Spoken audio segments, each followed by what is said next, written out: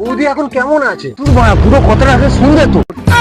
ও হাসপাতালে ভর্তি আছে, আজকে ছুটি দেবে, আনতে যাচ্ছি। ঠিক আছে, তাড়াতাড়ি যাও, নিয়ে এসো, সুস্থভাবে বাড়িতে নিয়ে চলে এসো। কি করে আনবো বলো, এতটা পথ হেঁটে হেঁটে যেতে হবে, পকেটে মাত্র 10 টাকা পড়ে আছে। হ্যাঁ হেঁটে গেলাম, কিন্তু আমার অসুস্থ বউটাকে কি হেঁটে হাঁটিয়ে আনতে পারবো? যদি টোটো ভাড়া করে আনতে হয় তাহলে তো তোমার কিস্তিটাই দেওয়া হবে না। দাদা ওই কথা বলতে নেই, একই 5 মাসের কিস্তি বাকি আছে, সেইটা অন্তত দিতে হবে। আবার এই 1 মাস, 6 মাস হয়ে যাচ্ছে। দাদা কিছু টাকা ধার দিন না, বউকে এনে 6 মাসের কিস্তির টাকার এই টাকাটা একসাথে দিয়ে দেবো। টাকাটা তো বোরা চলে বাঁধাই আছে। 6 মাসের কিস্তি, আরে এই টাকাটা এখন যে টাকাটা দেবো ওটা দুটো একসাথে দিয়ে দেবেন তো? হ্যাঁ গো সত্যি বলছি, সত্যি বলছি। ঠিক আছে দিচ্ছি, রাখুন এই টাকাটা। তবে অবশ্যই আমাকে ফেরত দিয়ে দেবে না, ওই 6 মাসের কিস্তি আর এই টাকাটা ফেরত হ্যাঁ দেবে, হ্যাঁ? অবশ্যই দাদা, অবশ্যই। এই 100 টাকা, এই 100 টাকা এখন কি হয়, এখন যা টোটো ভাড়া। ঠিক আছে দাদা, আরো নয় কিছু দিচ্ছি, সেটা নয় কথা রাখবে। হ্যাঁ দাদা এই টাকাটাও থাক, পরে এসে সব একসঙ্গে দিয়ে দেবো, ঠিক আছে?